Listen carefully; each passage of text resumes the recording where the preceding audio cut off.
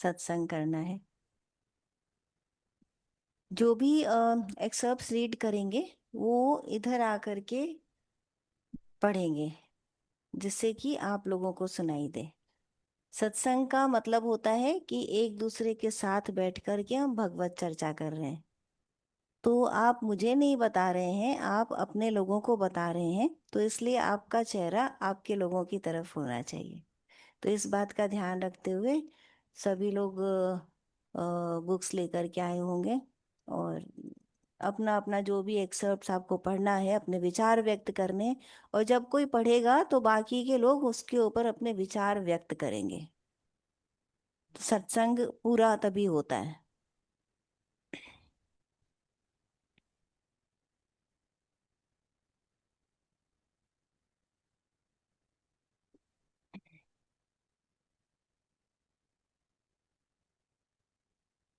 एक और यहाँ से उठा लीजिए, भावना माइक उठा लो।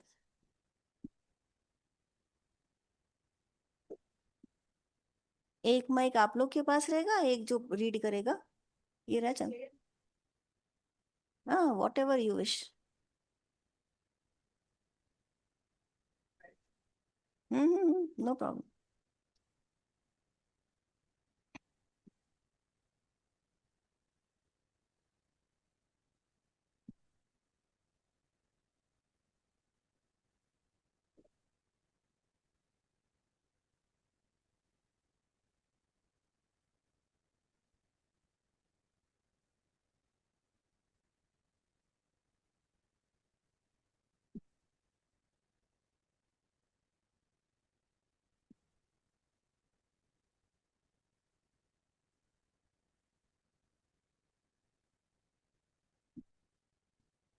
नमस्कार। ये स्वामी विवेकानंद जी की भक्ति योग से पढ़ रही हूँ, अवतार। जहाँ कहीं प्रभु का गुणगान होता है वही स्थान पवित्र है। तो फिर जो मनुष्य प्रभु का गुणगान करता है वह और भी कितना पवित्र ना होगा। यह प्रश्न आया एक। अतएव जिनमें जिनसे हमें आध्यात्मिक शिक्षा प्राप्त होती है उनके समीप हमें कितनी भक्ति के साथ जाना चाहिए। यह सत्य है कि संसार में ऐसे धर्म गुरुओं की संख्या बहुत थोड़ी है, पर यह बात नहीं कि संसार ऐसे महापुरुषों से कभी शून्य हो गया। वे तो मानव जीवन उद्यान के सुंदरतम पुष्प हैं और अहेतुक दया सिंधु हैं। भगवान श्री कृष्ण भगवत में कहते हैं कि मुझे ही आश्चर्य जानो। यह संसार ज्यों ही इन आचार्यों से बिल्कुल रहित हो जाता है त्यों ही एक भयंकर नरक कुंड बन जाता है और नाश की ओर द्रुत गति से बढ़ने लगता है। साधारण गुरुओं के से श्रेष्ठ एक और श्रेणी के गुरु होते हैं और वे हैं इस संसार में ईश्वर के अवतार। वे केवल स्पर्श से जहाँ तक यहाँ तक कि इच्छा मात्र से ही आध्यात्मिकता प्रदान कर सकते हैं। उनकी इच्छा से पतित व्यक्ति भी क्षण भर में साधु हो जाता है। वे गुरुओं के भी गुरु होते हैं और नर देहधारी भगवान हैं।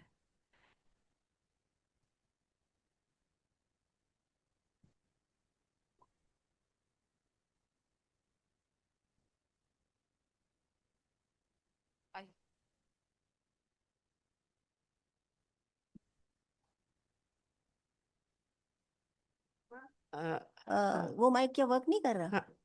कर रहा है ना? तो ये माइक इनके हाथ में रहने दीजिए आप।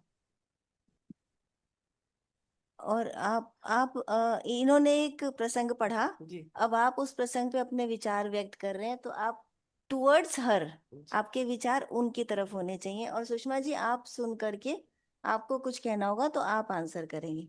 सो it's between you and her. हम्म, नहीं, प्रणाम। मैं जो नमस्कार अभी सुषमा जी। नमस्कार सुषमा जी और सभी नमस्कार। हाँ। हाँ। जो अभी सुषमा जी ने पढ़ा, तो इसी मैं जो आज लेकर बैठी थी वो इसी विषय से है, सत्संग पे। और जो संतों का संग होता है, तो श्री जयदयाल गोयंका जी ने कल्याण पत्रिका में बहुत अच्छा आर्टिकल है, उस पूरा ही बहुत सुंदर है। तो यहाँ लाइब्रेरी में सब लोग पढ़े, लेकिन इसमें से कुछ चीजें मुझे कुछ एक्सर्ट बहुत अच्छे लगे, तो मैं शेयर करना चाहूंगी आप सभी के साथ। लिखते हैं, मेरे मन प्रभु अस विश्वासा, राम से अधिक राम कर दासा। राम सिंधु घन सज्जन धीरा, चंदन तरु हरि संत समीरा। समुद्र से जल लेकर मेघ उसे बरसाते हैं, और वह बड़ा ही उपकारी होता है। भगवान समुद्र है और संत मेघ। भगवान से ही प्रेम लेकर संत संसार पर प्रेम बरसाते हैं। और जिस प्रकार मेघ का जल नदियों नालों से होकर पृथ्वी पृथ्वी को उर्वरा बनाते हुए समुद्र में प्रवेश कर जाता है, ठीक उसी प्रकार संत भी प्रेम की वर्षा कर अंत में प्रभु के प्रेम को प्रभु में ही समर्पित कर देते हैं। प्रभु चंदन के वृक्ष हैं और संत बयार। जिस प्रकार हवा चंदन की सुगंध को दिक दिगंत में फैला देती है, उसी प्रकार संत भी प्रभु के दिव्य गंध को प्रभावित करते रहते हैं। संत को देखकर प्रभु की स्मृति आती है, अतएव संत प्रभु के स्वरूप हैं। जैसे पपीहा और किसान तो केवल मेघ के ही आश्रित हैं, इसी प्रकार श्रद्धालु पुरुष भी केवल संतों के ही आश्रय रहते हैं। और एक छोटा सा और है, यह हमारा शरीर ही क्षेत्र है। इस खेत में कर्म रूप जैसा बीज बोया जाएगा, वैसा ही फल उपजेगा। बीज तो परमात्मा का प्रेम पूर्वक ध्यान सहित जप है, परंतु जल के बिना यह बीज उग नहीं सकता। वह जल है हरि कथा और हरि कृपा। खेत में गेहूं बोने से और आम बोने से आम और राम बोने से राम ही उपजेगा। हम प्रेम पूर्वक भगवान के ध्यान और जप का बीज बोएंगे, तो फल स्वरूप में हमें प्रेम में भगवान ही मिलेंगे। प्रेम में भगवान का साक्षात्कार ही इस बीज का फल है। साधारण बीज तो धूलि में पड़कर नष्ट हो जाते हैं, परंतु निष्काम राम नाम का वह अमर बीज कभी नष्ट नहीं होता। जल है हरि कथा और हरि कृपा, जो संतों के संग से ही प्राप्त होती है। उस हरि कथा और हरि कृपा से ही हरि में विशुद्ध प्रेम होता है। अतएव अतएव प्रेम की प्राप्ति का उपाय सत्संग ही है। सुषमा जी, आपको कुछ कहना है इस पे? देखिए, एक तरीका ये होता है कि जैसे उन्होंने एक प्रसंग पढ़ा, अब उस प्रसंग पे आप अपने विचार व्यक्त करिए। तो अभी पहले आपको उन्होंने संतों के लिए कहा कि संत उसका मूल था जो उन्होंने प्रसंग पढ़ा, तो उस पे अपने विचार व्यक्त करिए। अब जो उन्होंने कहा उस पे आप कुछ बोलिए, जो आपने कहा उस पे आप कुछ अपने विचार व्यक्त करिए। फिर किसी को एक्सेप्ट पढ़ना है तो वो दूसरा प्रसंग शुरू हो जाएगा, तो यहाँ बैठ करके पढ़िए। ठीक है, तो अपने विचार व्यक्त करिए उसके ऊपर। या कोई प्रसंग भी पढ़ सकते हैं, छोटा प्रसंग जिसके ऊपर सुषमा जी कुछ रोशनी डाल सकती हैं। करने से आएगा, जब आप करेंगे बार बार इस तरह से, तो आएगा। नीलिमा जी, अभी आपने जो पढ़ा उसमें जैसे कहा कि संत भगवान से प्रेम रस लेकर के जैसे, और फिर वो आगे उसको प्रेम रस को ही बढ़ाते हैं आगे। और ये मुझे बात बहुत अच्छी लगी इस तरह से कि मतलब पूरी शब्द में नहीं बोल पाई वो वाला, लेकिन यही था कि भगवान जो गुरु होते हैं हमारे जीवन में, तो वो गुरु कहते हैं ना, बिन वही जो का बात की, बिन हरि कृपा मिले नहीं संता। तो अ, हरि ने कृपा की होती है तो हमारे जीवन में संत आते हैं, और जब संत आ जाते हैं, जैसे इसमें भी यही टॉपिक जो मैं पढ़ रही थी उसमें भी लाइन तो मैंने नहीं पढ़ी, जो छोड़ दी, कि मैं दो लाइन पढ़ देती हूँ, इसी से संबंधित है कि नर देहधारी भगवान हैं, उनके माध्यम के बिना हम किसी भी उपाय से भगवान को नहीं देख सकते। हम उनकी उपासना किए बिना रह ही नहीं सकते, और वास्तव में ही वे ही एकमात्र ऐसे हैं जिनकी उपासना करने से के लिए हम बाध्य हैं। बाध्य का मतलब ये कि हम जब गुरु की शरण में रहते हैं और प्रभु ऐसे संतों की शरण में रहते हैं, उनके सत्संग और उनकी वाणी को सुनते हैं और जीवन में उतारने का प्रयास करते हैं, तो तभी कर पाते हैं जब हम उनकी उन पे विश्वास, श्रद्धा, निष्ठा हम रखते हैं, उनकी शरणागति में रहते हैं कि नहीं, ये हमें मतलब प्रभु के नज़दीक और नज़दीक हमें ले ही जाएंगे। तो ये उस बात की आपके जो आपने अभी टॉपिक पढ़ा उसमें मुझे ये समझ में आया कि हमें संतों की वाणी को ध्यान से सुनना चाहिए। उनकी जो प्रेम भरी, जो इतने करुणा से, इतनी दया से, इतनी सुंदर तरीके से हमें समझाते हैं, बताते हैं, हम उनको ध्यान से, एकाग्रता से सुनना चाहिए। और आज भी मुझे ये लग रहा है कि माँ ने ये बहुत सुंदर एक तरीका रखा कि एकाग्रता इसमें मतलब बढ़ रही है। क्या कि एकाग्रता क्या कि जो पढ़ रहे हैं वो एकाग्र होके ध्यान से पढ़ें, और जो सुन रहे हैं वो एकाग्र होके सुने, ताकि तभी उसमें से हम अपनी बात सुनने वाले की जो कह पढ़ रहा है उसकी बात को सुन करके उसमें से अपने मन की बात जो हम समझ पाए वो रख सकें। तो एकाग्रता की ओर माँ ने बहुत ध्यान दिया है। रूल सेट कर लेते हैं इसका कि कीप इट शॉर्ट, जिससे कि सबको चांस मिल सके। तो जैसे आपके ऑनलाइन डिस्कशन में रूल सेट है कि 1 मिनट या मैक्सिमम 2 मिनट, तो उस तरह का रूल सेट करके देन प्रोसीड। नमस्कार। नहीं, इसी पे बोल रही हूँ, सुषमा जी, कि जो आप लोग गुरुओं संतों की बातें कर रहे हैं, तो हमारी आध्यात्मिक जो जर्नी है उसमें गुरु या संत द्वारा जो भी कोई भी वाक्य दिया गया हो या कहा गया हो, उसका हम उस वक्त समझ पाए ना समझ पाए ये ज़रूरी नहीं है, लेकिन उसका एक बहुत बड़ा भाव होता है और वो हमारे लिए एक शिक्षा के रूप में होता है। तो हमको उसको बहुत ध्यान से सुनना, समझना और उसको फॉलो करना चाहिए। ये समझ में आया इतनी चीज में। अब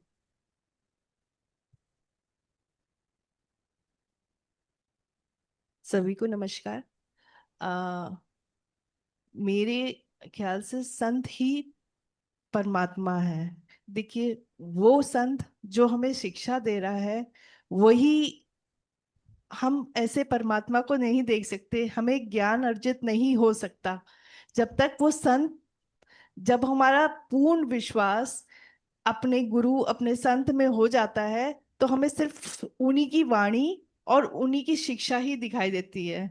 तभी आ, मतलब मेन ये है कि जब हम प्रार्थना भी करते हैं, ध्यान मूलम गुरु मूर्ति पूजा मूलम गुरु पदम, मंत्र मूलम गुरु वाक्यम मोक्ष मूलम गुरु कृपा। मतलब इसी मंत्र में हमें अपने गुरु पे पूरा समर्पण करते हुए, क्योंकि वही है जो हमें परमात्मा से मिलाने वाला है, तो हमें पूर्ण विश्वास करके पूर्ण समर्पण करके अपने गुरु अपने संत, जो भी संत हैं, हमें उस पे पूर्ण विश्वास रखना चाहिए।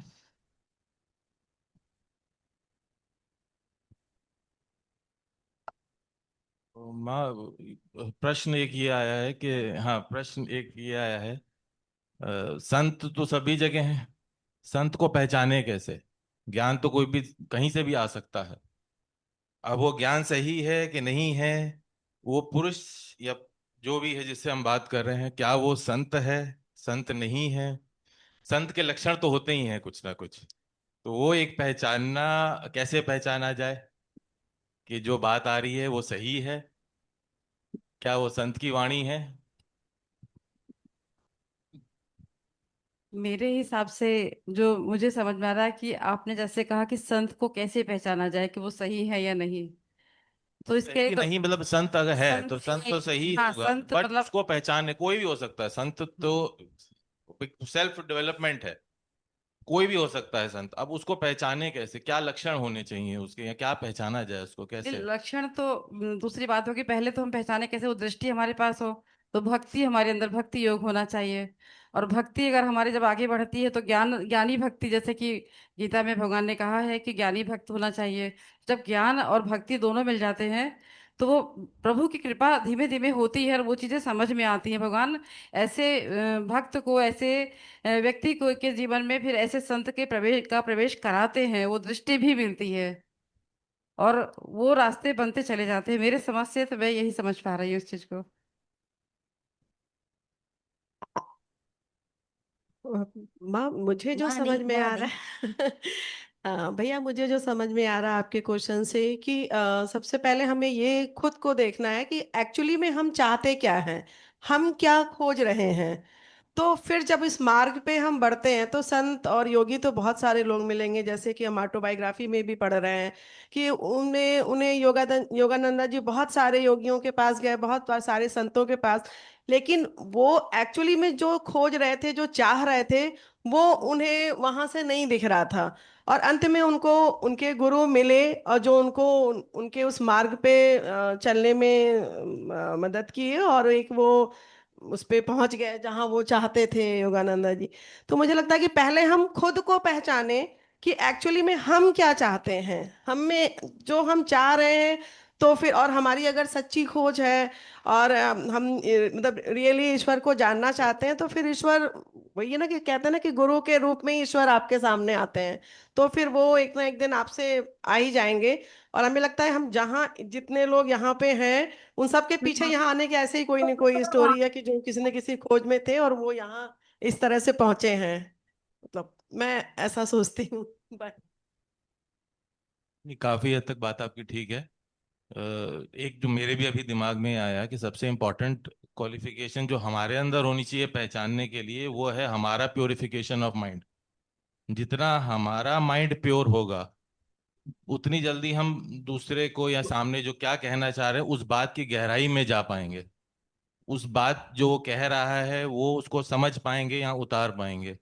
तो अपना प्योरिफिकेशन ऑफ माइंड भी बहुत ज्यादा जरूरी है, जिसके लिए मतलब जो आदमी कर्म कर रहा है, जो भी कर रहा है, उससे प्योरिफिकेशन एक होना, अपना माइंड होगा तो आप जल्दी समझ लेंगे जो आदमी बात कह रहा है। और जहां तक संतों के लक्षण है, तो संतों के लक्षण तो जहां तक मुझे लग रहा है कि वही होते हैं जैसे जैसे माँ बता रही हैं, करुणा, प्यार। अगर वो उनके एक्शंस में दिख रहा है तो संत ही हुआ वो तो, एक तरीके से। All politicians are saint. Politicians माँ, अब उनके मन में क्या है वो बात अलग है। मन कुछ और कहता है उनका, और एक्शंस कुछ और कह रहे हैं। तुमने अभी बोला ना कि जो दिख रहा है, करुणा और प्यार दिखता तो उनके नहीं अंदर माँ, अगर फील हम कर पा रहे हैं कि जेन्युइन एक वो है, वो तो करुणा प्यार माँ दिखावे वाला है। वहाँ एनर्जी एनर्जी को पकड़ेगी। एनर्जी से भी माँ क्वेश्चन एक। तुम्हारा क्वेश्चन बहुत अच्छा था अंकुर। अम, ये प्रश्न होना चाहिए, पर अपने प्रश्न को बना के रखो। प्रश्न अच्छा है तो उसमें सेटिस्फाई मत हो जब तक कि उसका तुम्हें उत्तर ना मिले। आध्यात्मिक प्रश्न को पकड़ के रखना चाहिए, और जब तक कि परफेक्ट आंसर ना मिले तब तक सेटिस्फैक्शन, संतोष करो मटेरियल चीजों में, लेकिन आध्यात्मिक उन्नति में संतोष मत करो।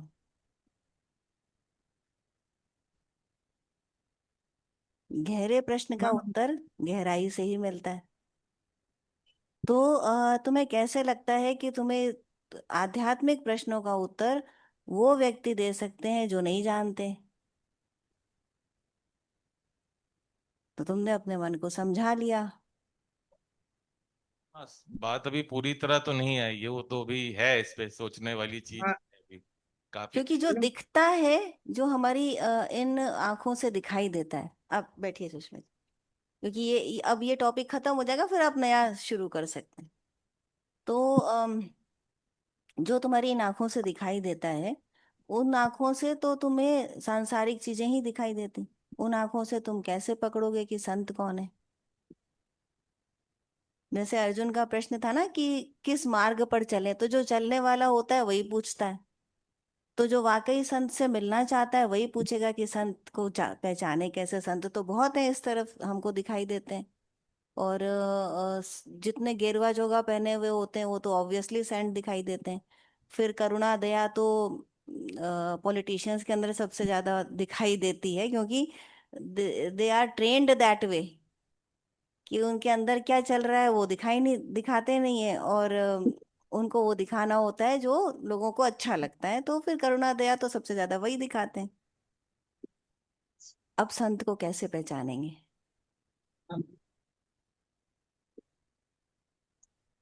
ढूंढना तब उत्तर मिलेगा। माँ, मैं एक लाइन बोलना चाहता हूँ हाँ जी।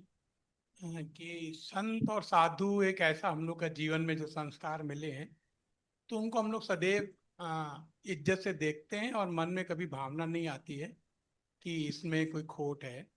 इसीलिए रावण ने जब सीता का हरण किया नहीं तो नहीं, इनका जो प्रश्न था कि संत को हम पहचानेंगे कैसे, वही मैं आप लोग सब उसके आगे की बात करते हैं कि संत मिलते रहते हैं अपने आसपास। संत में जो हमारी भावना होती है कि इसीलिए रावण ने साधु का वश किया कि तुरंत मुझ पे भरोसा कर ली हाँ। सीता। तो वो जो भरोसा है वो कभी कभी हम उस पर गुरु के उसमें शरण में चलते हैं तो हमें प्रोग्रेस फील होने लगती है, यहाँ बदलाव महसूस होता है, तो एक वो अंदर की आत्मा बोलती है कि मेरा रास्ता सही। तो इतना ही। एकदम आपने अच्छा एग्जाम्पल दिया कि रावण भी तो साधु के वेश में आया। तो अब संत यदि रावण है और वो साधु के वेश में, जो आप सो कॉल्ड सेंट, तो आप कैसे पहचानेंगे कि ये संत है कि रावण है? वेशभूषा से, इसका मतलब है कि वेशभूषा से समझ में नहीं आ सकता। साधु के वस्त्र पहने। हाँ, साधु के वस्त्र पहने हुए था पर साधु था नहीं। इसी तरह जो करुणा और दया और प्रेम दिखा रहे हैं, उनके अंदर सेंट, सेंट संत क्या है? प्रश्न ये है कि संत क्या है, संत कौन है, और क्या हम उसको उसके लक्षणों के आधार पर पहचान सकते हैं? लक्षण क्या? कि जैसे आपने बोला कि करुणा होती है, उसमें दया होती है, उसमें प्रेम होती है, तो साधु की करुणा को क्या आप जानते हैं? बुद्ध के पास जब एक माता आई जिसका पुत्र चला गया था, कि आप तो, आपके पास तो ये सिद्धि है कि आप मरे को जीवित कर सकते हैं, और वो बुरी तरह रो रही थी, इतना तड़प रही थी, तो क्या बुद्ध ने उसके पुत्र को जीवित किया? नहीं किया। तो इसका मतलब उनके अंदर करुणा नहीं है।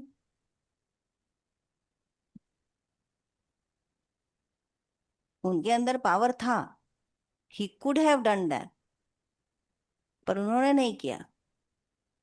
उन्होंने देख लिया। उन्होंने उसको गांव गांव भेजा, राई के दाने इकट्ठे करके लाओ, जहां से कोई, जहाँ पे उस घर में जाओ जहाँ किसी की डेथ नहीं हुई हो, तो इस तरह से, लेकिन उन्होंने उसके पुत्र को जीवित नहीं किया।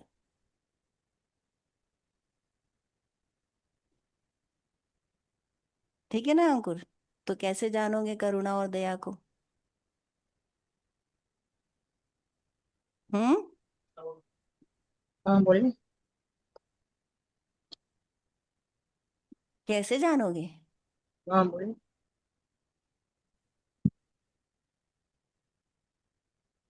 इनको माइक दीजिए। वो भी कुछ कहना चाह रहे हैं, आप भी कुछ कहना चाह रहे हैं। हाँ जी। किसी के बोलने पे आपके अंदर अगर जो बदलाव होते हैं उसको आप जो एक्सपीरियंस करें और उस पे अगर सोचें कि वो मतलब पॉजिटिव हो रहे हैं नेगेटिव हो रहे हैं, तो मेरे ख्याल से उसी में ही आगे बढ़ते बढ़ते समझ में आएगा। बदलाव, अच्छी बात कही तुमने, बदलाव होने से, लेकिन बदलाव तो इन्फ्लुएंस, जिसको इंग्लिश में हम कहते हैं कि people get influence very fast, either is negative और पॉजिटिव। तो इन्फ्लुएंस तो आप नेगेटिव भी होते हैं, और आपको जो नेगेटिवली इन्फ्लुएंस हो रहा होता है पर्सन, उसको नहीं पता होता कि ये नेगेटिव है। जैसे यदि लेडीज का एक ग्रुप है और वो कोई एकदम ऐसी जगह चले जाए जहाँ फैशन शो हो रहा है, सब हो रहा है, they will get influenced immediately कि ऐसे पहनना चाहिए, ऐसे करना चाहिए, ऐसे। तो उनको पता थोड़ी है कि ये नेगेटिव है कि पॉजिटिव है। अभी यदि फ्रेंड्स का एक ग्रुप है, मेन का, और उसके अंदर कुछ लोग गलत काम करते हैं, और क्योंकि जो गलत काम करता है वो बड़ा हाइपर भी होता है, वो अपनी बात को एग्रेसिवली कहता भी है, तो बाकी लोग उससे इन्फ्लुएंस हो जाते हैं। तो उसको कैसे पता चलेगा ये नेगेटिव है कि पॉजिटिव है?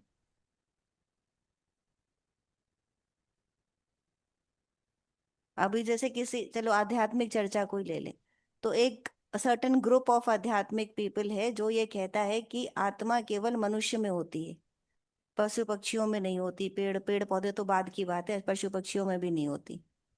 तो उस ग्रुप के जितने फॉलोवर हैं वो सब उससे इन्फ्लुएंस होकर के उसकी बात को मान रहे हैं। How do you know? इस, वो उनको तो नहीं पता कि ये नेगेटिव है। आई थिंक अध्यात्म is all about your inner journey. तो जो आपके अंदर मतलब बाहर के उसकी बजाय जो अंदर आपके चेंजेस हो रहे हैं उसी पे ही आपको, which brings you closer to God. हाँ, बट अभी तो संत की बात हो रही है ना, तो क्या? उनके जो किसी से भी आप अगर टच में हैं तो उनके साथ रह करके आपके अंदर जो चेंजेस हो रहे हैं, आई थिंक। तो हमारे अंदर चेंजेस हो रहे होते हैं, ये तो कंटिन्यूअस चेंज है। पर वो चेंज निवृत्ति मार्ग की तरफ है कि प्रवृत्ति मार्ग की तरफ है, ये आप नहीं जान सकते। इसका अर्थ है कि आप नहीं जान सकते कि आपके जो अंदर बदलाव आ रहा है ये ट्रूथ की तरफ लेके जा रहा है आपको या अनट्रू की तरफ लेके जा रहा है। और दूसरी बात यह है कि बिना हरि कृपा मिले ही नहीं संता।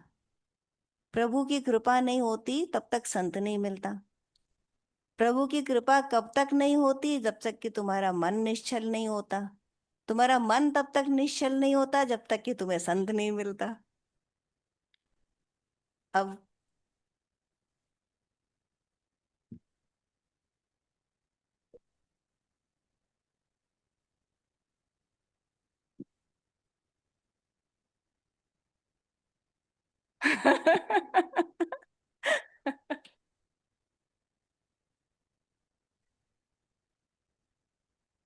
माँ, जिसका हर माँ। एक कार्य दूसरे के लिए हो और खुद का उसके खुद के उसकी कोई अपने वो ना हो, जो मैं कर रहा हूँ प्रभु के लिए कर रहा हूँ, और उसकी हर एक सेवा दूसरों के लिए हो, सबको आगे बढ़ाने के लिए, उसको संत कह सकते हैं। बिल्कुल कह सकते हैं भावना, इसमें कोई कमी नहीं है। इस बात में उसमें भी कमी नहीं थी कि करुणा और दया होती है संत के अंदर, इसमें भी कमी नहीं थी जो अभी रोली ने बोला। पर बात यह है कि ऐसा तो बहुत से लोग दिखाने के लिए भी करते हैं। हाउ डू यू नो कि दैट इज ट्रू और नॉट? अभी कल ही टीवी पर, अब मैं नाम नहीं बोलूंगी, एक पॉलिटिशियन महोदय आ रहे थे और बातें तो इतनी बड़ी बड़ी कर रहे थे कि उन्होंने पता नहीं क्या क्या किया लोगों के कल्याण के लिए, भवन बनाए हैं और स्कूल कॉलेजेस खोले हैं, कितने लोगों को उन्होंने क्या, और पर सभी जानते हैं कि उन्होंने कितने कल्याण के काम किए। तो अब वो कल्याण के काम दूसरों के लिए करे जा रहे हैं, ये तो दिख रहा है कुछ और हो रहा है कुछ, ये भेद हो सकता है। किसी पर्टिकुलर पर्सन की बात नहीं कर रही हूँ। कभी भी मेरी बात को कभी ऐसे मत समझिएगा कि मैं किसी पर्टिकुलर पर्सन की बात कर रही हूँ। अभी हम एक जनरल डिस्कशन कर रहे हैं संत का, यहाँ पे किसी का भी नाम नहीं लिया जाता कभी भी, ठीक है? So don't take it otherwise. और अच्छी बात है कि सब कुछ रिकॉर्ड होता है। ये रिकॉर्डिंग बहुत इम्पोर्टेंट चीज हो गई है आज की दुनिया में। तो अब ये बात है कि संसार में बहुत सारे लोग ऐसे हैं जो संतों के लक्षणों को शो करते हैं। आपने संतों के जो लक्षण बताए वो बिल्कुल उचित हैं कि उसके अंदर करुणा होती है, उसके अंदर दया होती है, उसके अंदर केवल परमार्थ होता है, वो अपने लिए सोचता ही नहीं है, केवल परमार्थ होता है, देह भाव से रहित होते हैं और प्रभु के बहुत पास होते हैं। तो क्योंकि भगवान के पास होते हैं या ब्रह्मलीन होते हैं या एकदम पास होते हैं, तो उस अवस्था में वो दूसरा कुछ कर ही नहीं सकते। उनके अंदर दया करुणा प्रेम के अतिरिक्त और कुछ होता ही नहीं है। पर क्योंकि वो संसार में रह करके सांसारिक व्यवहार करते हैं, इसलिए आप कैसे जानेंगे? यदि आपको हिमालय पे बैठा हुआ कोई मिलेगा, कोई पर्सन मिलेगा यदि हिमालय पे बैठा हुआ, तो आप तो उसको, यदि उसने गेरुआ कपड़े पहन रखे हैं तो आप तो अनक्वेश्चनेबली उसको सेंट समझ ही लेंगे, उसमें तो कोई दो राय ही नहीं है। चाहे वो अभी अभी आपके साथ, आपके 1 घंटा पहले ही जाके उसने कपड़े बदल करके वहां बैठा है और उसका ध्यान पूरे संसार में लगा है, लेकिन फिर भी आप उसको संत समझेंगे। लेकिन इसके ठीक ऑपोजिट, यदि आप जहाँ रह रहे हैं इस पूरे संसार के अंदर कोई गेरुआ कपड़ा पहने है, कोई कुर्सी पे बैठा है, कोई कुछ काम कर रहा है, कोई रेलवे में कर्मचारी का काम कर रहा है, आप कैसे जानोगे कि वो संत है? यही तुम्हारा, यही क्वेश्चन है। So don't forget your question.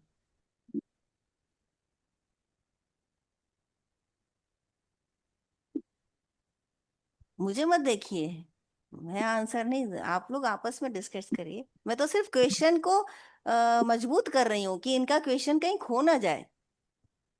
हाँ बोलिए। हाँ, रेखा जी लिखती हैं कि संत को पहचानने से पहले हमें अपने को उन्नत अवस्था में पहुंचाना होगा। कैसे? अपना अंतर साफ करना होगा। कैसे? आफ्टर आत्मा स्वयं मार्गदर्शन करती है। हाँ, थोड़े से जन्म लगेंगे पर हो जाएगा। यही 10-5 हजार जन्म लगेंगे, हो जाए। ये तो प्रोसेस है, नेचुरल प्रोसेस है, हो ही जाता है।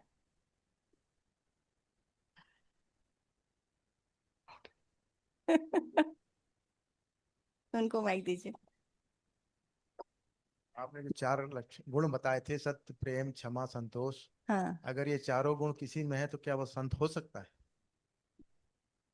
चारों गुण किसी में है तो क्या वो संत हो सकता है? देखिए, संत इन आध्यात्मिक वे, यदि हम बिल्कुल गहन अध्यात्म की बात कर रहे हैं तो संत के अपने क्राइटेरिया, अपने लक्षण होते हैं, जिसके बाद उसे संत कहा जाता है। और प्रेम, दया, संतोष, क्षमा, ये तो सिखाया जा रहा है साधारण मनुष्यों को, जो अभी इसके इस रास्ते पर हैं। आध्यात्मिक ऊंचाइयों को छूने के लिए सबसे पहली सीढ़ी है ये। तो इस केवल इस पे खड़ा संत नहीं हो सकता, ये तो बहुत नीचे वाली बात है। ये पहली सीढ़ी है, इसके बाद 100 सीढ़ियां और हैं, और जो वो वहां खड़ा होगा वो संत है,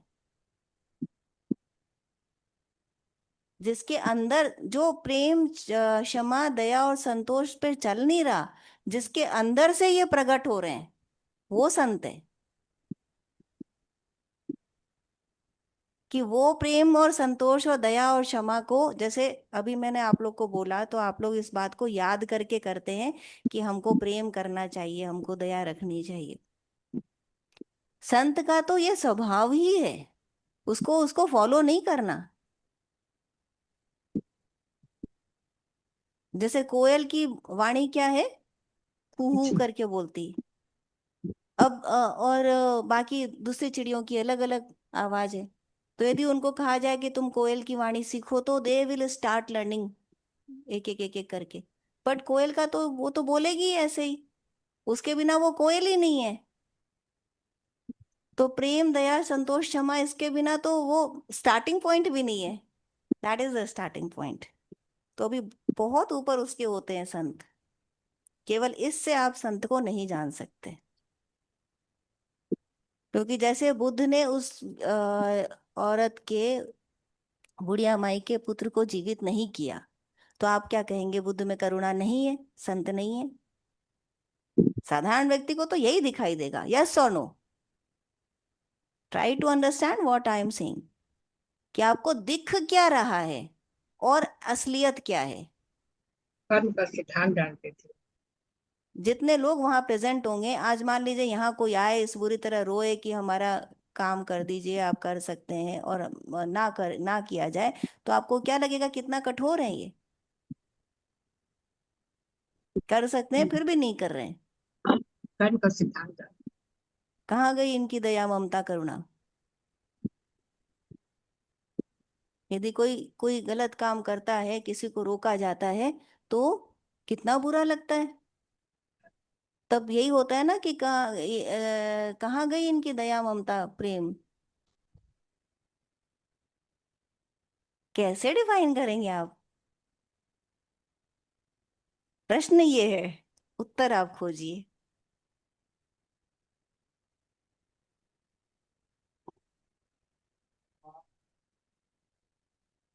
मन तो बहुत चीजें हर लेती है, मन के क्या है?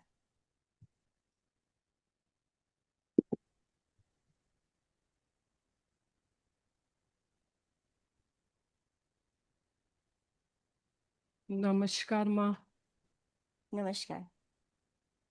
आज मैं गुरु ग्रंथ साहब जी पढ़ रही थी और मुझे हैरानी हो रही है कि जो चीज मैं पढ़ के आई हूँ वो ही आज का टॉपिक है।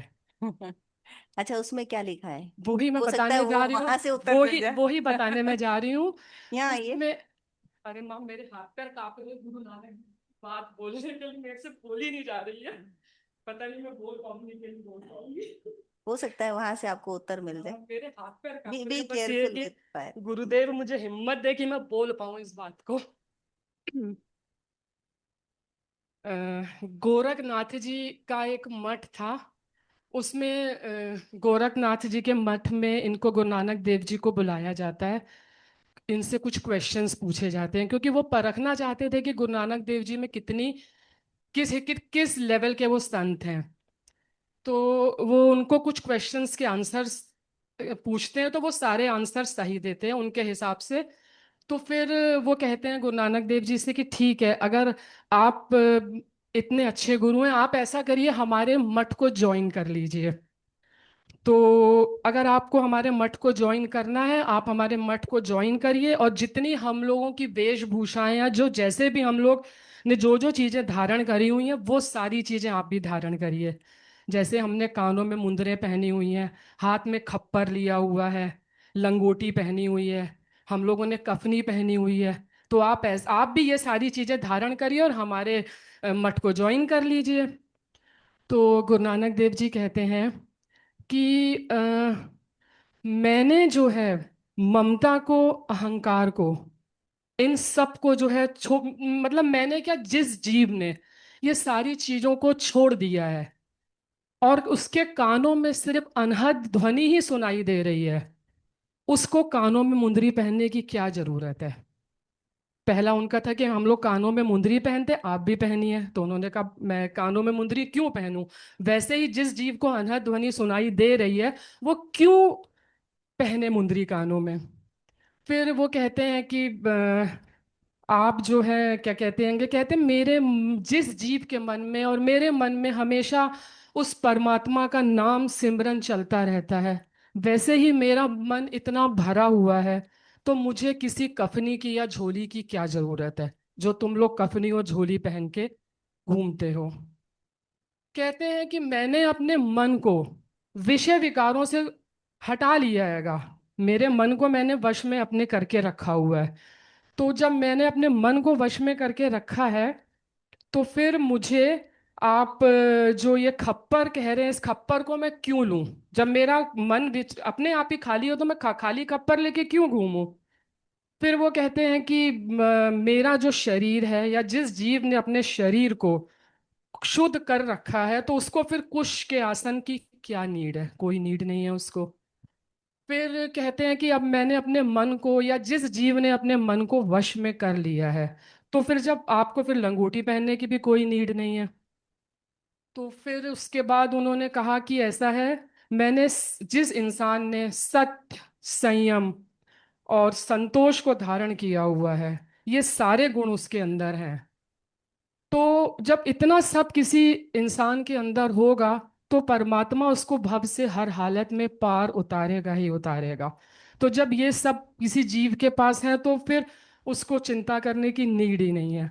तो यहाँ जो भैया का क्वेश्चन है कि संत की पहचान क्या है, तो मेरे हिसाब से अगर ये सारे गुण आपके अंदर प्रकट हो रहे हैं, जिस संत के सामने बैठने से या जिस संत की शरण में जाने से, तो मेरे हिसाब से वो सच्चा संत है, जैसे हमारी माँ। ये थैंक यू। इस डायलॉग की जरूरत नहीं थी। बहुत बहुत ही बढ़िया, बहुत ही बढ़िया, एक्सीलेंट।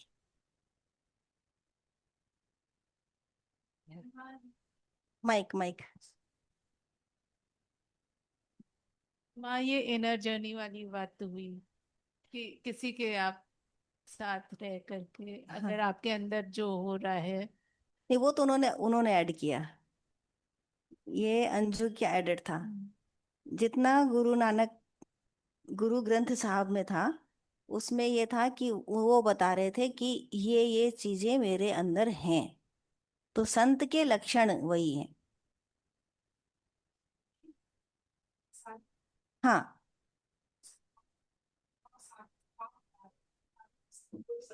हाँ हाँ, वही। तो संत के लक्षण, ये लक्षण है संत के। ये अनहद ध्वनि उसके अंदर चल रही है, वो विषय विकारों से मुक्त है, और भगवान का नाम उसके अंदर निरंतर चल रहा है। वो इतना पास है प्रभु के कि प्रभु उसको उतारेंगे ही उतारेंगे, ये विश्वास है। और क्या था।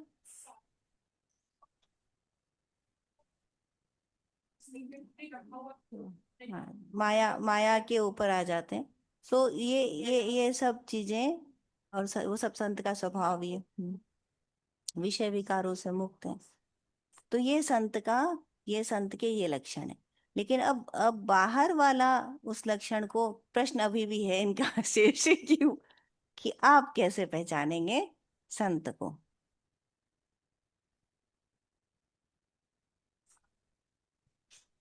ये ठीक नहीं। देखिए, संत के पास कोई व्यक्ति खाली कटोरा लेके जाएगा, उसको ही तो मिलेगा।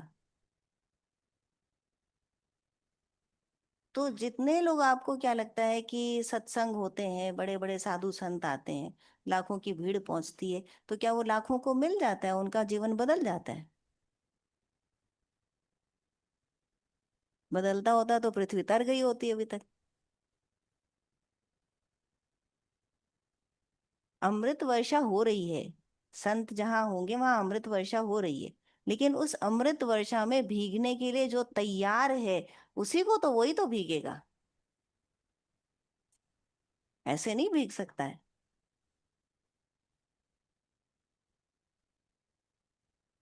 तो हर एक सोल की अपनी जर्नी है, हर एक व्यक्ति की अपनी जर्नी है। और एक होता है पुरुषार्थ, एक तो यात्रा है आपकी, आप जितना लेकर के आए प्रारब्ध, तो आपके प्रारब्ध के फलों के कारण हो सकता है कि कहीं कहीं आप लोग को संत साधु मिल जाए। लेकिन जब पुरुषार्थ न होगा, जब श्रद्धा और विश्वास नहीं होगा, आपके एक लिखा रहता है ना साईं बाबा के मंदिर पे, श्रद्धा और सबूरी, तो श्रद्धा और विश्वास न होगा।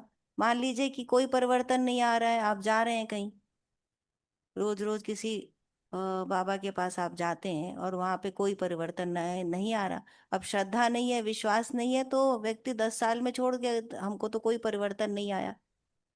लेकिन परिवर्तन हो सकता है कि 10 साल के बाद जो पहला दिन आ रहा है वही आने वाला था, लेकिन वो उसके पहले ही चला गया।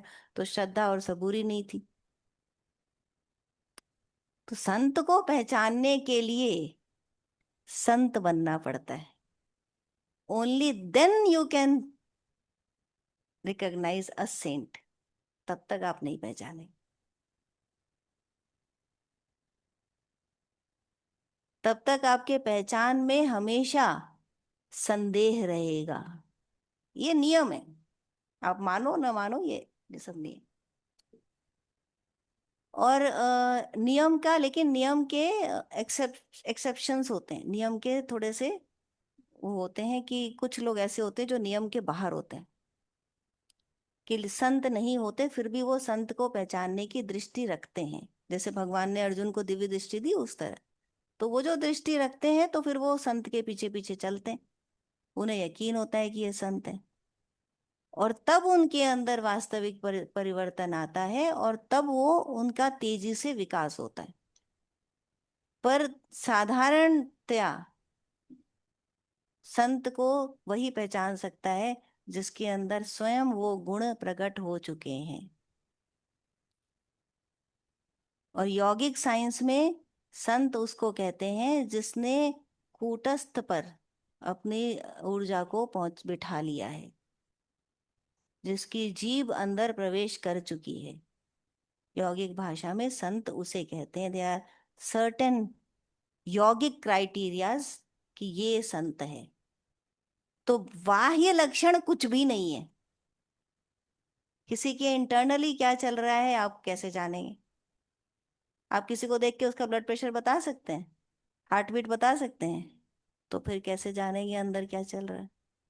अंदर अनहद नाच चल रहा है, या अंदर राम राम चल रहा है, कि मरा मरा चल रहा है, ये आप कैसे जानेंगे? हाय हाय हो रही है कि राम राम हो रही है? बाहर से कुछ भी दिखाया जा रहा है।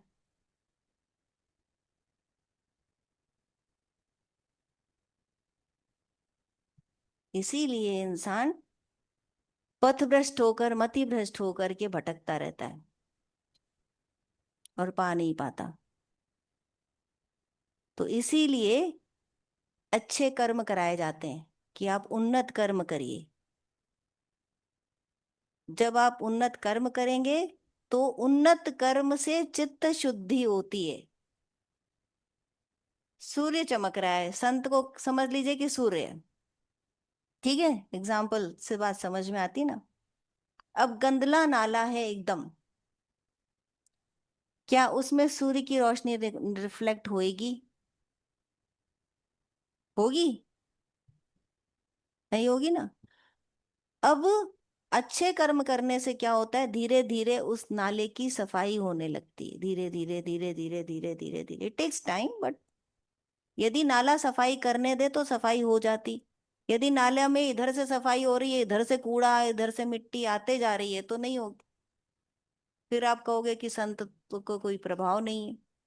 संत का प्रभाव तो पड़ेगा ही पड़ेगा, क्योंकि उसका स्वभाव ही वही है। कोयल यदि कुहू बोल रही है तो कुहू ही बोलेगी, सूर्य रोशनी दे रहा है तो रोशनी ही देगा।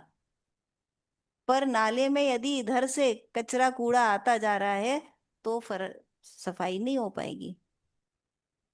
तो पहले कुसंगति को दूर करना पड़ता है, रोकना पड़ता है कि नहीं, कुसंगति को रोकिए और उन्नत कर्म करते रहिए। उन्नत कर्म करेंगे तो धीरे धीरे धीरे धीरे सफाई होगी। कितनी देर लगेगी, कितना समय लगेगा, ये इस पर निर्भर करता है कि कूड़ा कितना गहरा है, गंदगी कितनी अधिक है, कितना लेकर के आए हैं पिछले जन्मों से, कितना लेकर के आए हैं, इस पे निर्भर करता है। तो जितना अधिक कूड़ा, जितनी अधिक गंदगी, उतना अधिक समय लगेगा। पर कभी कभी ऐसा भी होता है कि कोई एक कर्म इतना उन्नत हो जाता है कि क्षणांश में क्लीन। जैसे हम स्टोरीज में देखते हैं ना कि वाल्मीकि के साथ हुआ, अजामिल के साथ हुआ, इस तरह से कि क्षण भी नहीं लगता, कोई कोई कर्म ऐसा गहरा इतना उन्नत हो जाता है। तो इस तरह से कार्य करते रहिए और संत को पहचानने की का प्रयास मत करिए। संत को पहचान नहीं पाएंगे, पहचानने का प्रयास मत करिए। फिर क्या करें, तो उस पर भरोसा करिए, प्रभु पर, उस पर भरोसा करिए। प्रयास कीजिए कि आप किसी का अपमान न करें, किसी के लिए कोई संत कोई भी हो सकता है। आप सड़क पे जा रहे हैं, कोई सड़क पे झाड़ू लगा रहा है, संत हो सकता है। आप किसी का अपमान मत करिए, किसी को दोष दृष्टि से मत देखिए। Do good to everyone, be polite. वाणी, जो बार बार कहती हूं ना आपको, वाणी, आपने कुछ बोला, यहां से निकला, अंदर से, वही तो मुंह से निकला। तो यहां पे बना तो बहुत कर्म बन गए। जो मुझे सबसे खराब लगती है वो यहाँ की भाषा। तो भाषा को ठीक करिए, मत बोलिए, चुप रह जाइए, मौन खींच लीजिए, 1 महीना का, साल भर का मौन कर लीजिए कि जो बोलूंगा या जो बोलूंगी उसके पहले सोचूंगी कि मेरा आने वाला शब्द ठीक है कि नहीं, और तब उसे मुख से निकालूंगी। ये तप होता है। शुद्धि करिए। यदि कुछ करना चाहते हैं तो दिल से प्रयास करिए। कर्मों की शुद्धि करेंगे तभी उस सूर्य का प्रकाश आपके उस नाले पर पड़ करके रिफ्लेक्ट हो पाएगा। देन यू विल नो कि ये सन है। जब तक वो उसी ब्राइटनेस के साथ आपके अंदर चमकेगा नहीं, तब तक आपको पता कैसे चलेगा कि ये सन है। तब तक तो वो टॉर्च की रोशनी लगेगी आपको। तो इसलिए जज करने का प्रयास मत करिए। आप जो भी क्राइटेरिया रखेंगे, कम पड़ेगा। याद रखिए बुद्ध का एग्जाम्पल, कि यदि आप उस भीड़ में वहां खड़े होते तो आप कहते ये तो कठोर हृदय है, इसके पास पावर था कि इसको जिंदा कर सकता था, नहीं किया, देखो कैसा कठोर हृदय पर्सन। बुढ़िया बेचारी कैसे रो रही, रो रो के मर जाएगी, बेटा चला गया उसका। संत की करुणा क्या है आप नहीं जान सकते।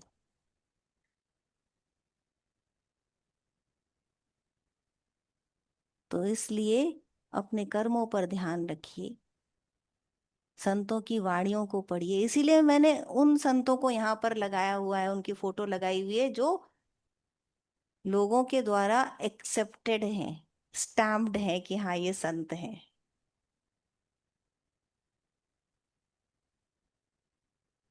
उनकी वाणी पढ़िए। कितना सुंदर गुरु ग्रंथ साहब का इन्होंने पढ़ा।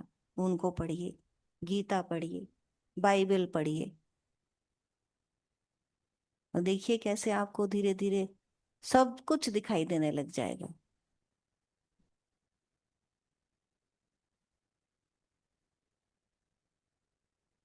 बिनु हरि कृपा मिले नहीं संता, इसका इसका एक्चुअली अर्थ क्या है मालूम है?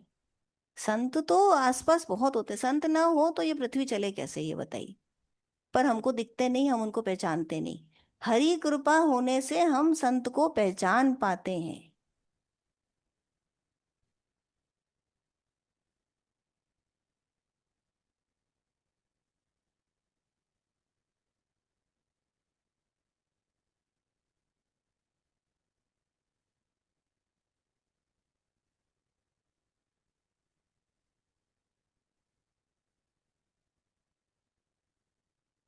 हम्म, बताया ना, कर्मों की शुद्धि से। You cannot escape your Karma, that is the science behind everything. Cause effect, cause effect, cause effect.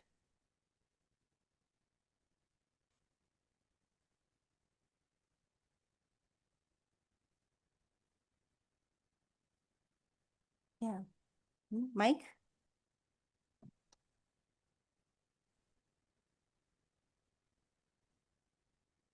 आज जैसे भी आपने बोला कॉज एंड इफेक्ट वाला, तो एक माँ एनर्जी भी होती है, प्रेजेंट है, सब लोगों में है, पॉजिटिव है, नेगेटिव है, जगत में है। कहीं से जी यहाँ से पॉजिटिव एनर्जी आ रही है, पॉजिटिव एनर्जी, नेगेटिव एनर्जी आ रही है। पूरा पूरा वास्तुशास्त्र इस पे चल रहा है, एनर्जी के ऊपर। मतलब कई सारी चीजें हैं। ये एनर्जी क्या है मैम ये? मन का खेल, माया का एक अंग।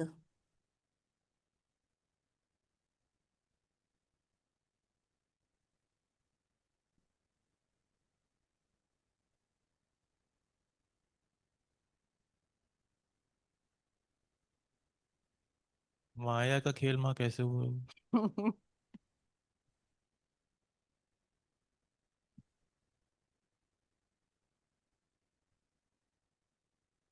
तुम्हारे पैर में कांटा चुभ जाता है, कहीं चल रहे हो तो क्या किया जाता है? एक दूसरा कांटा उठाया जाता है और उस कांटे से पहले कांटे को निकाला जाता है, और फिर दोनों कांटे फेंक दिए जाते हैं, काम हो गया। तो जो ये एनर्जी की बात हो रही है, ये वो कांटा है जिससे पहले वाले कांटे को निकाला जाता है, पर ये भी कांटा ही है।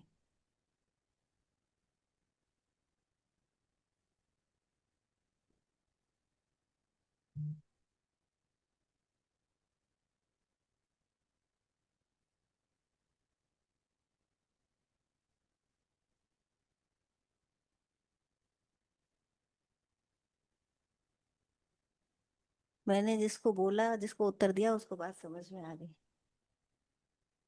अब दूसरा टॉपिक, चलिए कोई और शुरू करिए और यहाँ आइए।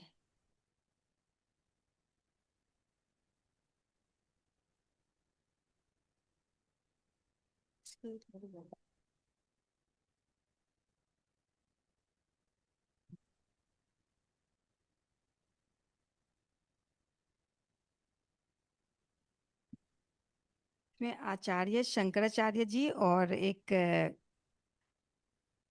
महान कर्मकांडी वेद के मर्मज्ञ थे, मंडन मिश्रा, उनके बीच शास्त्रार्थ चल रहा था। तो ये मंडन मिश्रा और उनके बीच काफी कई दिनों तक ये बहुत प्रमुख, मतलब काफी फेमस है, कई दिन तक चला इनका शास्त्रार्थ।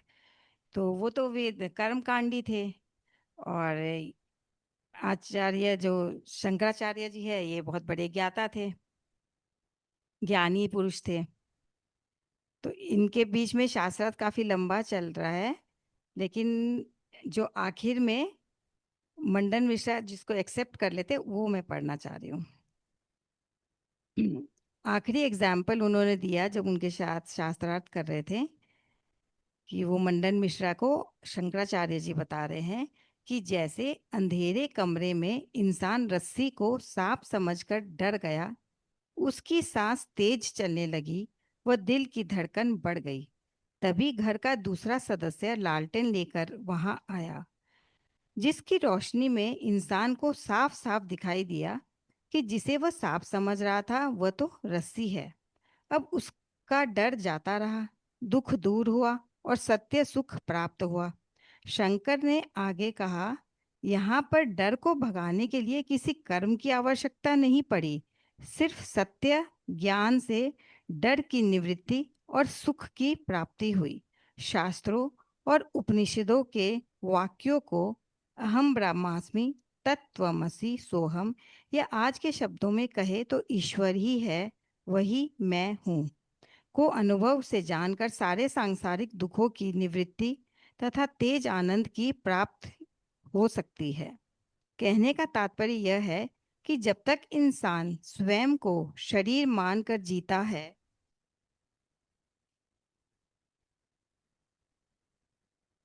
तब तक उसे अनेक तरह की चिंताएं और दुख सताते हैं। लेकिन जैसे ही गुरु ज्ञान का उजाला होता है, उसे सब कुछ साफ साफ दिखाई देने लगता है।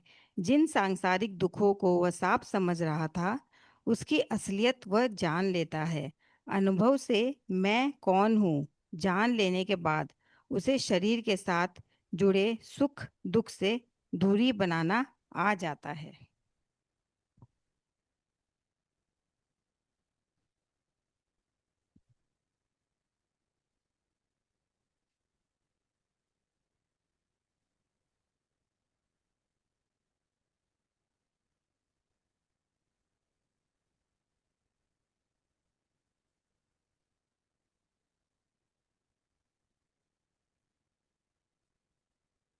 कोई कुछ कहना चाहता है? उन्होंने अभी पढ़ा।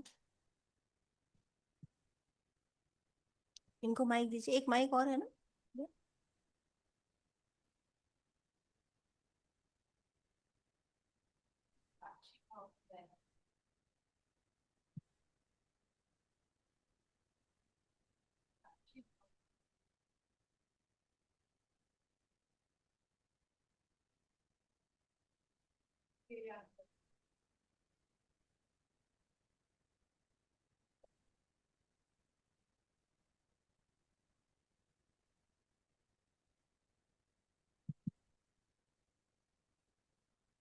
कि साक्षी भाव में रहना चाहिए और हमेशा ये याद रखना चाहिए कि I am not this body and not even this mind.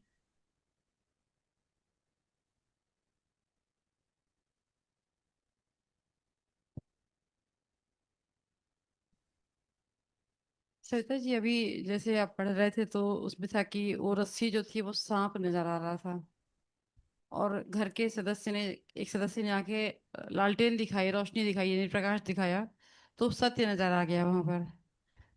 तो घर के ही किसी सदस्य ने दिखाया उसमें, ऐसा था ना। इस बात से मुझे एक मौन ध्यान जब फरवरी में नीलिमा जी के घर पे हुआ था, तो वो बात याद आ गई। शंकराचार्य जी की ही बुक्स में पढ़ रही थी, तत्व बोध, तो उसमें माया क्या है, यही माया की बात हुई ना, ये तो माया ही थी ये। और माया का पर्दा पड़ा होता है तो हमें दिखाई नहीं पड़ता।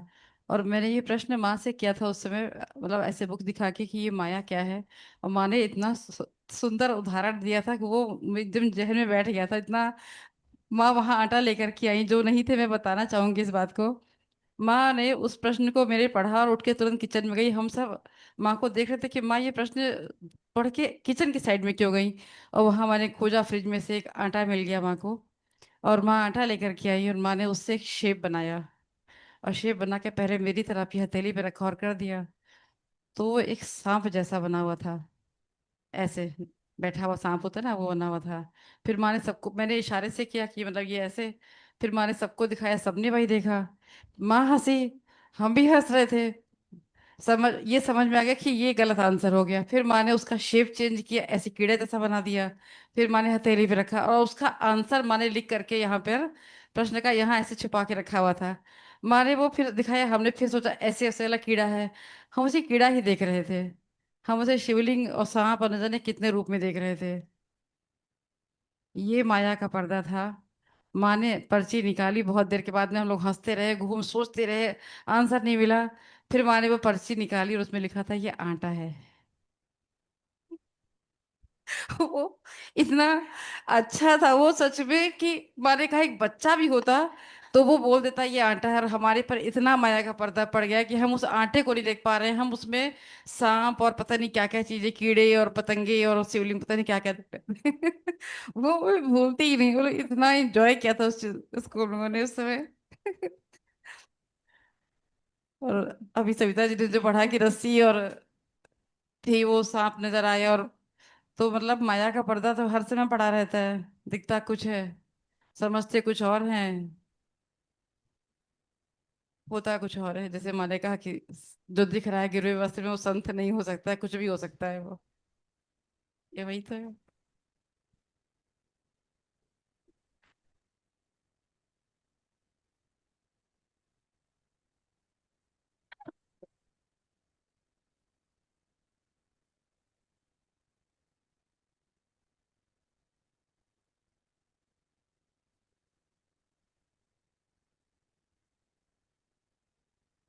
देखिए, बहुत बढ़िया एग्जाम्पल दिया सुषमा जी ने। I I also do remember that incident. अब और किसी को एक और।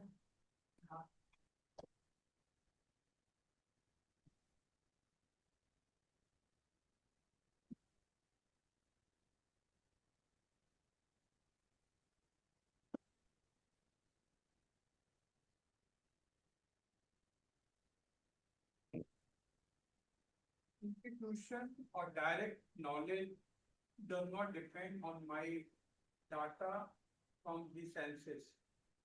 Yeah. It is important to develop institution or direct soul knowledge, for he who is God conscious is sure of himself. He knows and he knows and he knows. We must be sure of God's presence as sure as we are. That we know the taste of an orange. It was only after my guru had shown me how to communicate with God, and after I had felt his presence every day, that I assumed the spiritual duty of telling others about him. इससे पहले भी मैंने स्वाध्याय में line थी, उसमें यही थी कि जब गुरु आपके ज्ञान का लेवल समझ लेंगे तब आप कृपा करेंगे, तब अपने पास जब उनके अंदर लगने लगेगा इसके अंदर सब डेवलप हो गया है, तब वो अपनी कृपा करेंगे, आप उनके लेवल पे आ जाए। जैसे फादर अपने बच्चे को तब हैंड ओवर करता है देखता बच्चा मेच्योर। इसमें भी यही है कि अगर हमें ऑरेंज का टेस्ट मालूम है तो हम जानते हैं ऑरेंज का टेस्ट क्या, लेकिन गुरु की कृपा, तो वो गुरु जब हमारे कृपा करेगा तब हर जगह हमें प्रभु नजर आए। God is everywhere.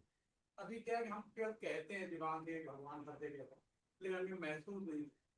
महसूस तब होगा जब गुरु कृपा करेंगे कि ये इस नॉलेज को डाइजेस्ट कर पाएगा, इसलिए हम कृपा करें तो इसको हर जगह गुरु गॉड एवरीवेयर नजर। वो एक डेविड जो है जब गुरु समझेगा तभी कृपा करेगा, तभी आप जैसे माँ ने बोला संत को जान ले वो संत बनना था, तो वो जब गुरु कृपा होगी तब वो सब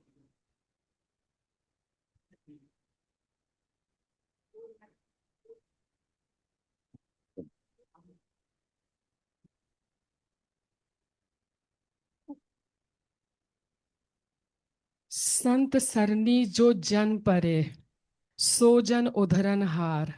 संत की निंदा नान का बहुर बहुर अवतार। मतलब ये है कि संत की शरण में पढ़कर ही आपका उद्धार होगा, और अगर आप संत की निंदा ही करते रह जाएंगे तो बार बार जन्म लेके, नानक कहते हैं, आपको बार बार इस संसार में आना पड़ेगा। संत सरनी जो जन परे, सो जन उधरन पार। संत की निंदा नान का बहुर बहुर अवतार।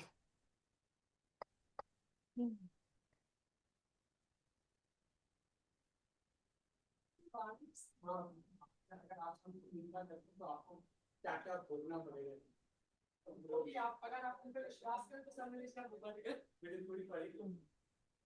इसीलिए किसी का भी अनादर नहीं करना चाहिए। ना तो गेरुए कपड़े में जो है उसका अनादर करना चाहिए, और ना जो गेरुए कपड़े के बिना है उसका भी अनादर नहीं करना चाहिए, क्योंकि यू डोंट नो उसके अंदर कौन संत बैठा हुआ है।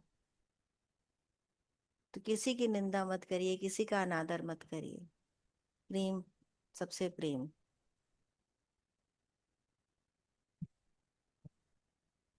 माँ जनरली सब लोग कहते हैं कि हम लोग माया में है, माया में है, बट एक्चुअली तो हम लोग अविद्या में है। मीन माया में तो अविद्या नहीं है। मीन अविद्या इन सेंस की ज्ञान नहीं है हम लोगों को इस चीज का। माया एंड हम कहते हैं कि माया में है। माया ही अविद्या है, अविद्या ही माया है। उनको आप पर्यायवाची कह सकते हैं।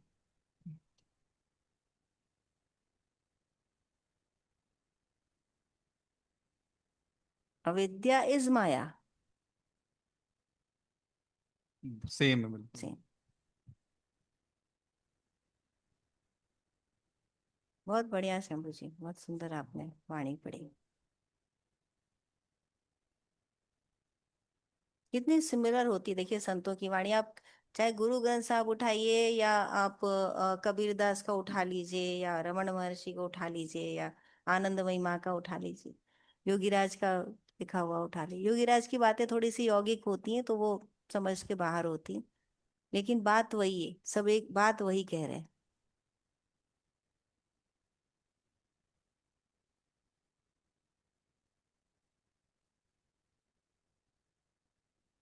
अच्छा, जो ये लोग रीड करें उसके ऊपर अपने विचार व्यक्त करिए।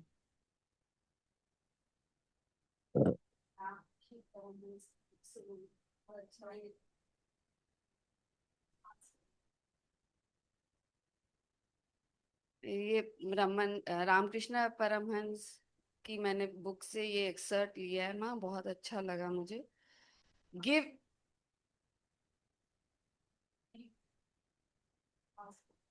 Give your one hand in God's and go about your duties with the other, knowing that God is holding you.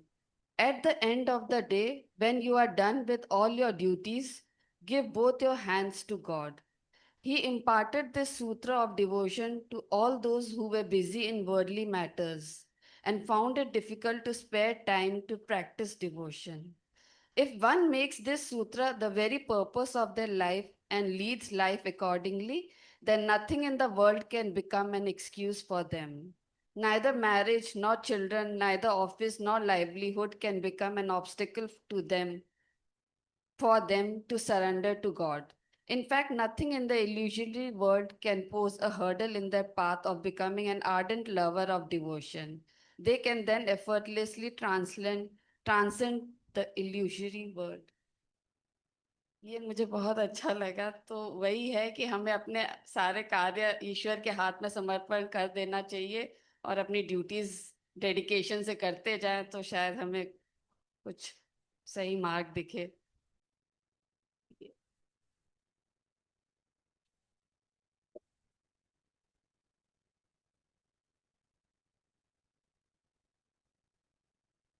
माँ भी एक बार हम लोग को क्लास में बोली थी कि जैसे एक माँ होती है, वो कुछ भी करते रहे लेकिन अपना सारा ध्यान अपने बच्चे पे ही रखती है।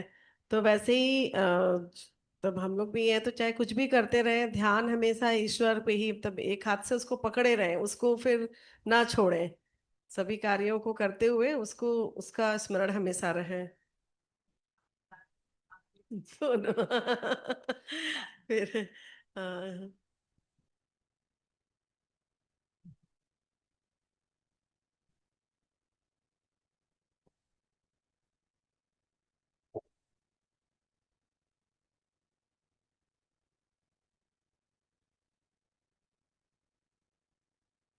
जो अभी अनीता जी ने जो पढ़ा, ये भी मेरा बहुत फेवरेट ये है, क्योंकि ये हमेशा दिमाग में चलता है और ये काफी बारी क्लास में डिस्कस भी हुआ है। तो मौन ध्यान में कल्याण बुक जब माँ लाई थी, तो एक पेज मैंने जो पढ़ा, तो बस ये इसी से ही कनेक्टेड है। बस 2 लाइनें मैं उसमें से पढ़ती हूँ। यूं समझकर संसार में जो कार्य किए जाते हैं, वही भगवत प्रेम स्वरूप शरण की प्राप्ति का साधन है। इसी प्रकार से जो कुछ भी कर्म किए जाते हैं, इसी का नाम अर्पण है। संसार में जिन वस्तुओं को मनुष्य मेरी कहता है, वे सब भगवान की हैं। मनुष्य मूर्खता से उन पर अधिकार आरोपण कर सुखी दुखी होता है। भगवान की सब वस्तुएं भगवान के ही काम में लगनी चाहिए। उन वस्तुओं को ना तो अपनी संपत्ति समझना चाहिए और ना उन्हें अपने भोग की सामग्री समझना चाहिए, क्योंकि वास्तव में तो सब कुछ नारायण का ही है। यूं समझकर संसार से में जो कार्य किए जाते हैं वह भगवत प्रेम स्वरूप शरण की प्राप्ति का साधन है। ऊपर युक्त प्रकार से जो कुछ भी कर्म किए जाते हैं, इसी का नाम अर्पण है। हाँ, किसका लिखा हुआ है? ये माँ नाम तो मुझे नहीं याद है, क्योंकि इसमें लिखा होगा ना। कल्याण में। हाँ, हाँ, और वो कल्याण का वो जो वॉल्यूम 3 था, बट नाम मुझे याद। हमेशा हमेशा देखो कि किसने लिखा है। बहुत सुंदर वचन है, बहुत गहराई है। ऑलवेज रीड, मैंने आप लोग को कई बार कहा है कि जो भी यदि आप स्पिरिचुअल बात पढ़ रहे हैं, ऑलवेज रीड कि किसने लिखा है, किसके शब्द हैं। अब देखिए शब्दों का महत्व कितना है। आप जो शब्द बोलते हैं कुछ भी बिना सोचे समझे, और ये जो शब्द होते हैं, शब्द सुन करके ये ऊर्जा, जिस ऊर्जा की तुम बात कर रहे हो, ये शब्दों के अंदर ऊर्जा है, ये शब्द के अंदर। अब यदि यही शब्द किसी साधारण व्यक्ति ने लिखे होते तो शब्द सेम रहते, लेकिन उसके अंदर वो ऊर्जा नहीं होती। तो ऊर्जा को कौन ग्रहण कर सकता है? अब ऐसे समझिए कि आप बाजार से मिठाई लाते हैं, ठीक है, मंदिर में रखा, भोग लगाया, बदल गई, प्रसाद हो गई।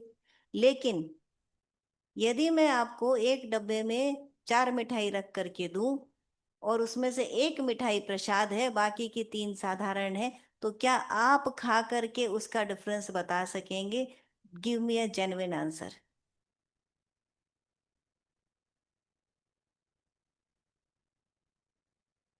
नहीं बता सकेंगे ना। और कौन बता सकेगा? जो जानता है उस मिठाई का, जिस जो उस ऊर्जा को पहचान सकता है, वो जान सकेगा। तो इसी तरह से शब्द वही है, वही 4 मिठाई जैसे है, शब्द वही है, वही 52 कितने अक्षर है ना हिंदी लिपि में, शब्द तो वही है। लेकिन उनको किसने कहा है, वो भोग के रूप में आ रहा है आपके पास, या वो बाजार से खरीदी हुई मिठाई।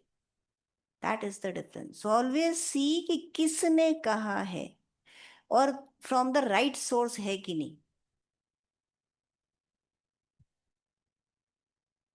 क्योंकि किसने कहा है ये भी, अभी तो आजकल डिजिटल वर्ल्ड में किसने कहा है ये भी ऐसे खिचड़ी बन करके परोसा जा रहा है। तो इसलिए ये आंखें रखिए, ये दृष्टि रखिए, एंड स्टिक टू बुक्स। क्योंकि अभी भी जो प्रिंटेड बुक्स हैं उसमें छेड़छाड़ नहीं है।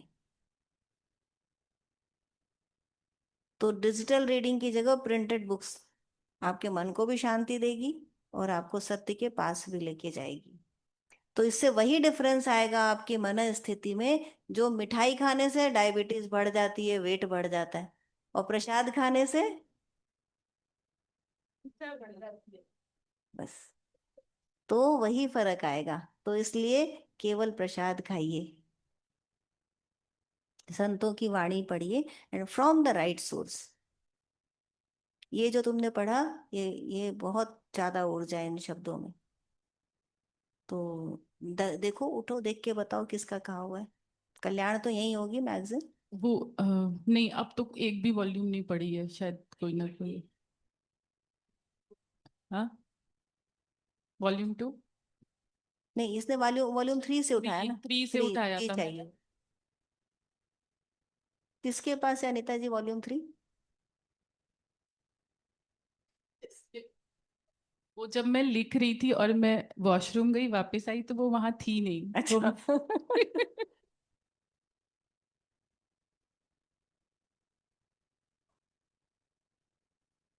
मैं बात ढूंढ के मैं ठीक है, बता। ढूंढ के बताना कि किसने कहा।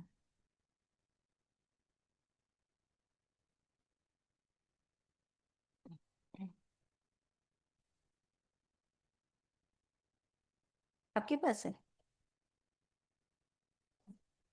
3 है, तो वही तो पूछ रही है वो 3 के। बताओ ना फिर। तो आप लोग बुक ले जाते हैं तो अनिता जी के पास लिखाते नहीं है?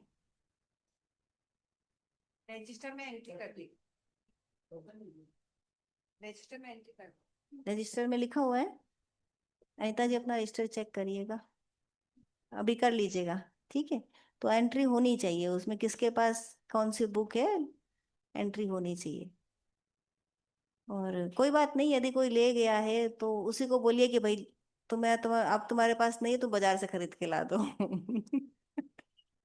हमारा रिकॉर्ड मेंटेन होना चाहिए।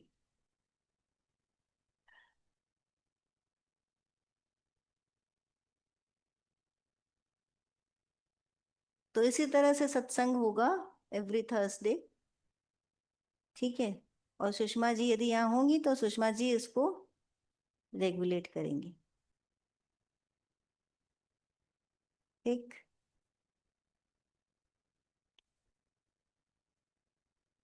सुषमा जी की एब्सेंस में कौन करेगा? चंदना तो ऑनलाइन करती, शोभा जी करेंगी, ठीक है। हम्म।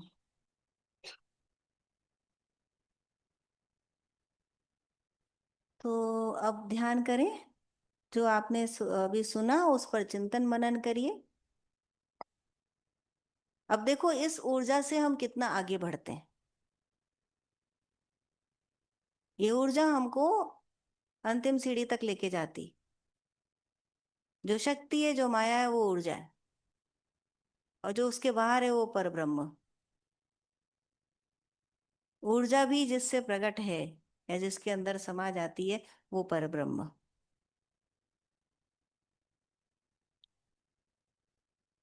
तो देवी, शक्ति, दुर्गा, माया भी उसी का नाम है। उसे हमें प्रणाम करना चाहिए, उसे हमें तिरस्कार से नहीं देखना चाहिए। ऑलवेज रिमेम्बर, ये अविद्या ही है जिसके कारण आप खा रहे हैं, आप सो रहे हैं, आप सांस ले रहे हैं, आप चल रहे हैं, आप बात कर रहे हैं। सो प्रणाम टू दैट ऑल्सो। अंडरस्टैंड?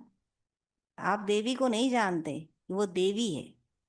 अविद्या देवी का नाम है, माया देवी का नाम है, दुर्गा देवी का नाम। तो अपने सर को झुकाना सीखिए सबसे पहले।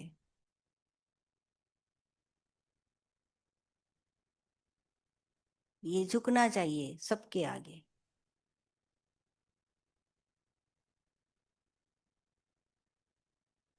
ठीक है। ऐसे ही सीखते जाएंगे हम सब, आगे बढ़ते जाएंगे ऐसे धीरे धीरे।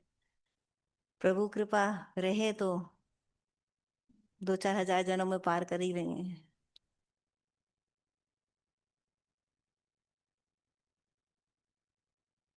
हमारे वहाँ पर बहुत सिद्ध मंदिर है, सिद्धनाथ मंदिर। तो मतलब ऐसा मानते हैं कि जब राम जी को वनवास पड़ा तो बीच में एक बार वो पड़ाव भी, वहां पर भी वो रुके थे। तो बहुत सिद्ध मंदिर है और बचपन बहुत हम लोगों ने वहां बिताया पूजा में। अब जाती हूँ 2 बार से, तो वहां दर्शन करने जरूर जाती हूँ। मंदिर में बहुत कुछ चेंजेस आए, लेकिन जो उसका द्वार है अंदर जाने का और निकलने का, जहाँ शिवलिंग और हनुमान जी है, वो वैसा का वैसा और बहुत छोटा सा बना हुआ है। तो कभी उस बात पे गौर नहीं किया। जब इस बार गई तो जैसे ही उस द्वार पर नजर पड़ी, तो क्यों उस पर नजर पड़ी, जाते समय भी और बाहर निकलते समय भी मैंने रुक के थोड़ी देर बैठ के उस पर चिंतन किया और कुछ मेरे को समझ में आया उससे। फिर मैंने मम्मी आकर मम्मी से प्रश्न किया कि अच्छा मम्मी, इतने सालों से वो मंदिर में आपने कभी कुछ नोटिस किया? बोली नहीं। तो मैंने कहा उस मंदिर का जो दरवाजा है, द्वार है अंदर प्रवेश करने का, गर्भगृह का, मैंने कहा कि वो कुछ भी चेंज नहीं हुआ, वो वैसा का वैसा है।